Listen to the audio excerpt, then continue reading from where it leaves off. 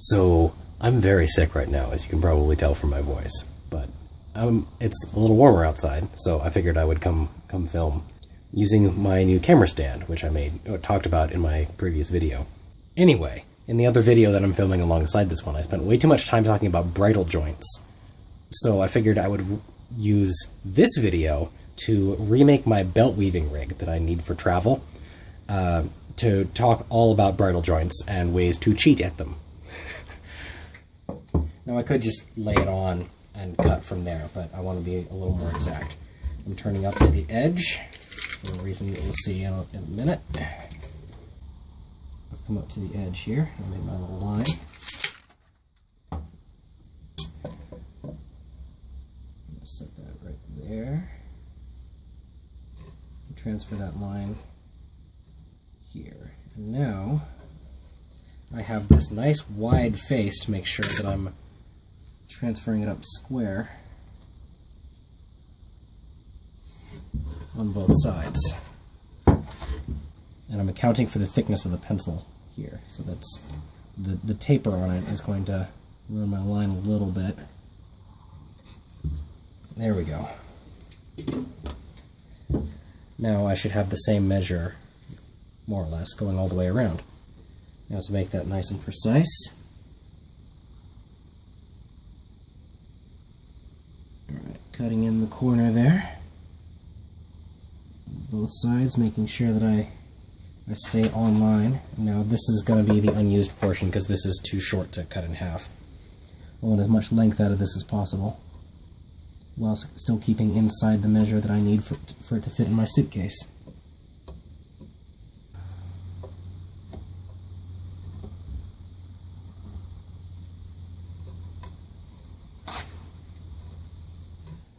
Now, because I happen to use a pole saw for this, I'm going to choose my placement of the pegs around how it's going to try to move the work. So in this particular case, I'm going to have it hanging off the edge there, and when I pull on the pull stroke, it's going to tension the wood this way. And now these pegs are resisting it properly.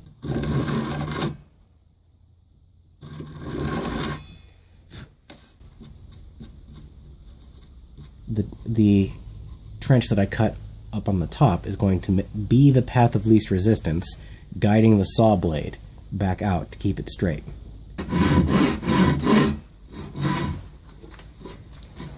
Now I'm going to cut on 45 degrees or thereabouts, and it should follow that line on the top and that line on the side without me having to do quite as much alignment work.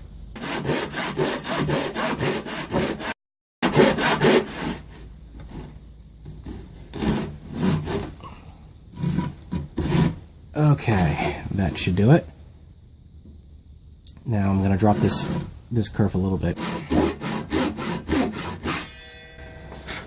There we go, now the kerf runs all the way to the bottom.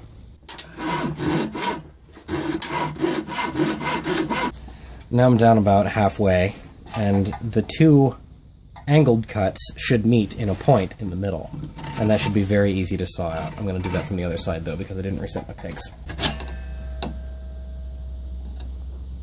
Now let's check this and see how we did. A little bit of a dip in the middle.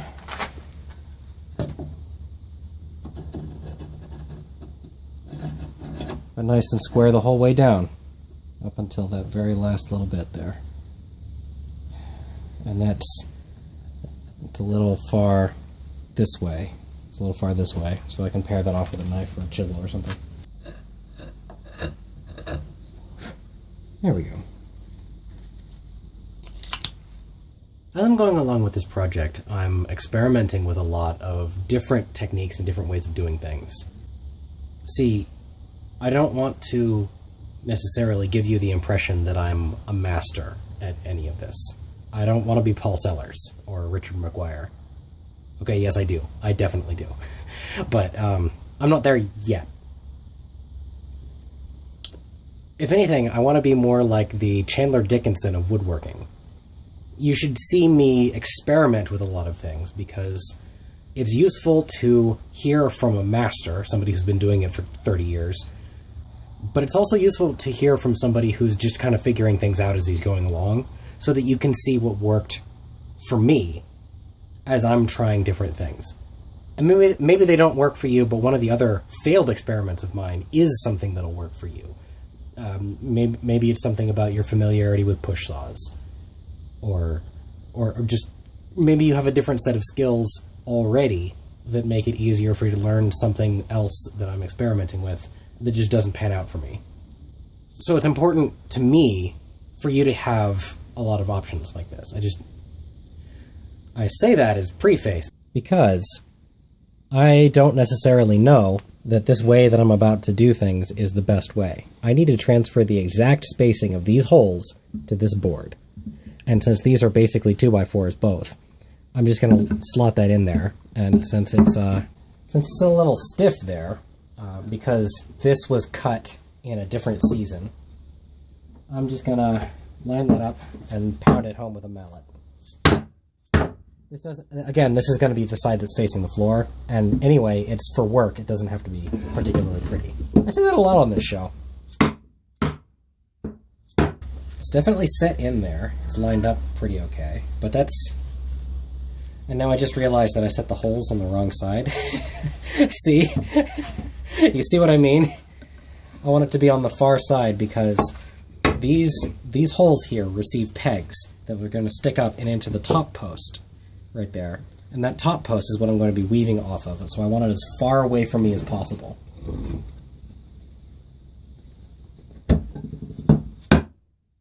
There we go. Okay, now that should transfer those very nicely. So I'm just going to line that up. I'm going to press.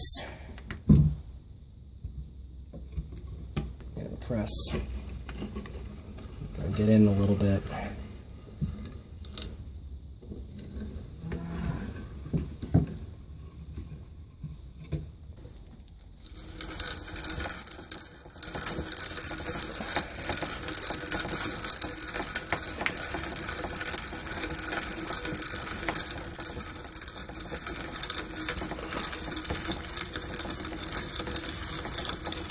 Okay, now I've gotten to the point where the screw has popped out the other side, so I'm actually just going to leave that there. I'm going to get my body against this and retract that, and then I clean that up from the other side later.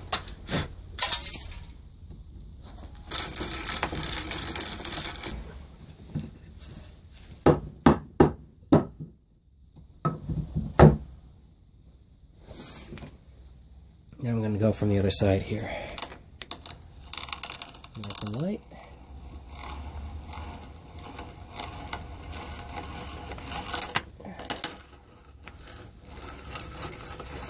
There. Smooth finish.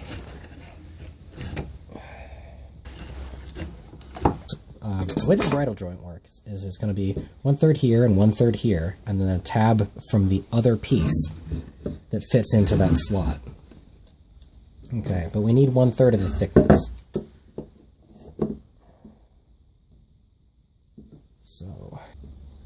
So that would be 1/2 and 1/16. There we go. This is going to be a little tricky here.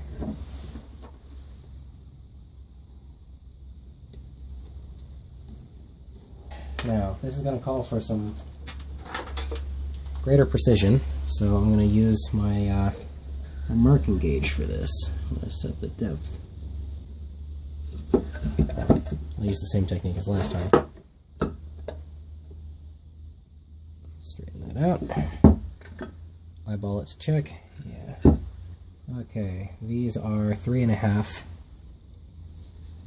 So I'm going to want to come in by that same measure. There. Wow. I want to come in by that same measure, and it's going to be going down the sides. So good. I'm going to use the same technique that we used to cut these off there, and that's going to make sawing this like nice and straight much easier. It's going to be about right there, since I'm going to the inside here.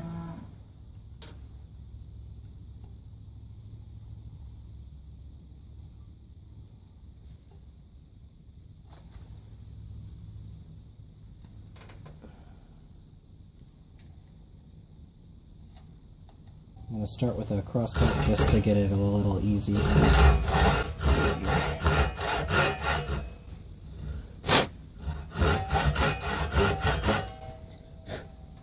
we go.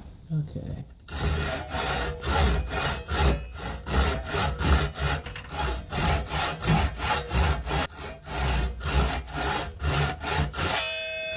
Don't get over eager when you're doing this starting bit, especially on end grain, because your saw can jump out. Okay, gotta follow that nice line down.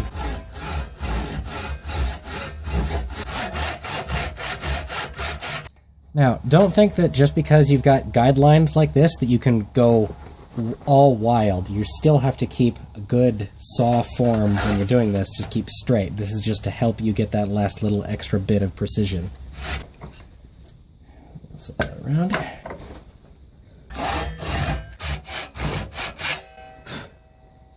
It's important with this technique to change sides often because you wander.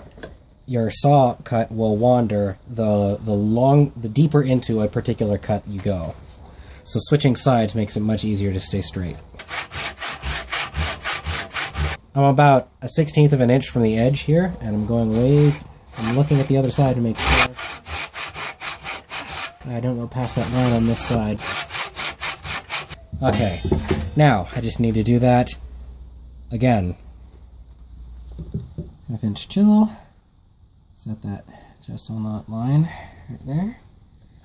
I'm lining it up so that the back edge matches, it forms a continuous line with the line that I've marked previously. I think I have a video about that out by now. I'm going to be going straight down, and then I'm going to stop a little past halfway, and then I'm going to flip this around, and then come out at it from the other side.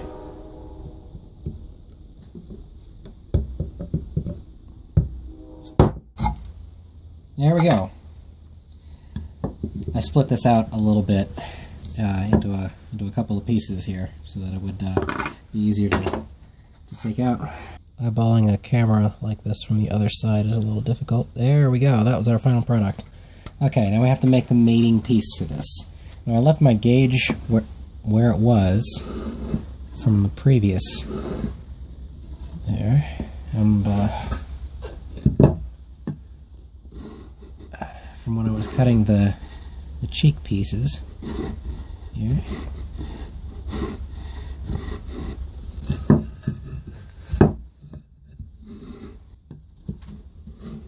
Now there's two ways to go about this portion, and just to compare them, I'm going to do them both. One of them would be to use a saw right here. I'm going to be inside of the line there because I'm going, this is the waist piece. I'm going to be inside of the line there so that I can clean it up with a chisel afterwards to make it exactly perfect. Your other option, and my obvious favorite if you have been watching this channel for particularly long, is doing it with a chisel. I like that because I can set it right on there and then just ahead by about a 64th of an inch. Line it up and there. Now that is exactly perfect. So, while I'm generally of the opinion that chisels are better because they're more versatile and you can use them in a greater number of situations, I've got to say that at least for the condition that my chisel's in right now, after doing a lot of the other joints, the saw, like just doing a rough cut with a saw and then cleaning it up with a chisel afterwards, which is what I'm going to be doing over here, is already much faster. But I just enjoy this more. And I'm going to do both of these with a saw because I'm really rushing here. This is, right now, normally I care about precision, and I'm trying to do it the most precise way that I possibly can while still being in a short time. Because I have other things to do today. Okay, so I'm going to drop a holdfast on the top right there. And now we're going to clean out this waist piece right here. Okay, so for starters, now all of this I'm going to be doing with my chisel. So for starters, I'm going to take about half of that out to begin with. And if you're in need of practicing your saw skills, I would recommend making some more relief cuts in there, particularly if you're worried about the grain wandering. Making relief cuts is nice for practice because they don't have to be square, but making them square allows you to build your skills, sighting over the top, lining it up, and then trying to keep it as flush as possible. Okay, so let's just get these out of here. Yeah, that does actually need a relief cut. I thought I could get away with doing it without a relief cut, but I was wrong. Okay, so this is just getting the waste out.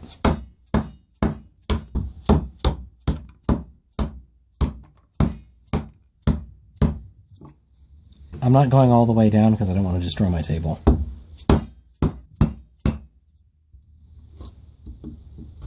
And this right here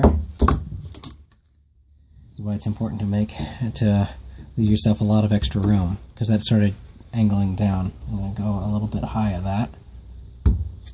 Oh, that didn't saw all the way through. Okay, well I have to fix that now then. Half the reason I don't like doing it with a saw is because I'm bad at it.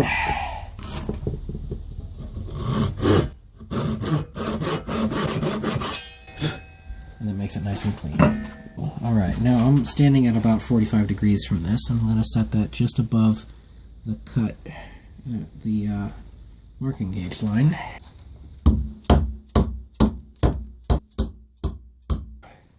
That's a little high right there.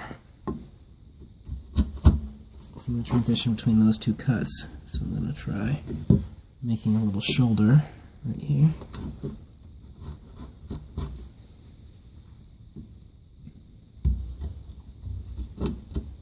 Yeah, nice and flush, and light taps to straighten that out. Okay, I didn't know that that would work, but I was pretty sure.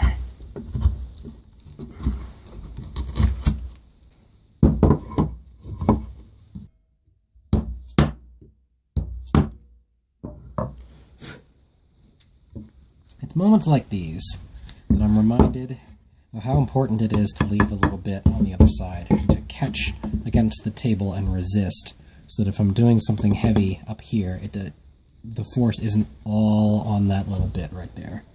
It gets to stand on both of those two legs.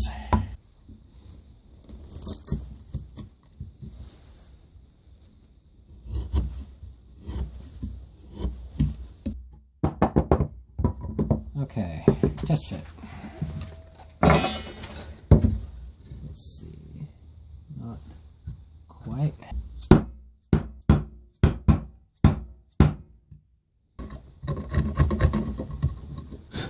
That's better. Oh,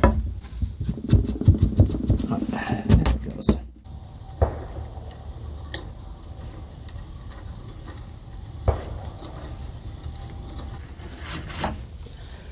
So there's two basic ways to approach this. One of them is to saw them, and for something that's this width, sawing is probably going to be what you're going to go with. Now the other way to do this is with a chisel.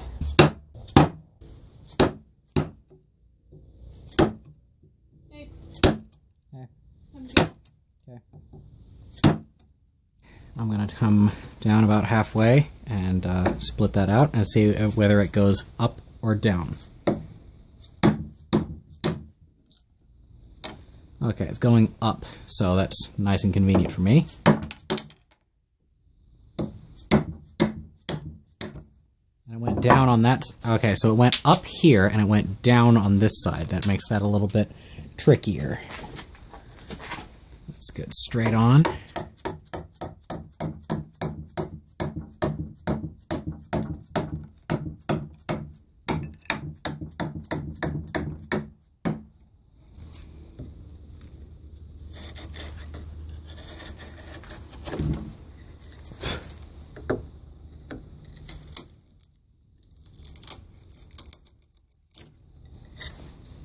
So earlier in the video, I said that you should saw across the top here and then drop down the sides. Well, that's how this one was done. And this one was done by doing the side first and then transferring that across the top. And I think we can clearly see that this is the far superior way to do that. I also had an idea for how you could take this centerpiece out more efficiently. Okay, that needs a pilot hole, so I'm making one. This will make sure that it stays lined up at least as well as I already have it. Which may not be that well, but it'll be better.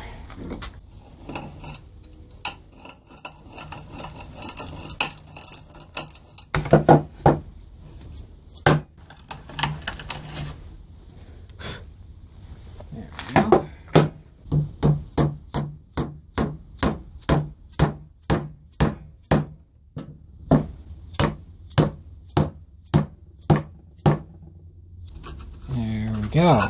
Okay, much more effective. Oh boy. Okay, so this is the wreckage from the side of the spade bit. That's quite impressive. Alright, now let's finish with our cleanup here.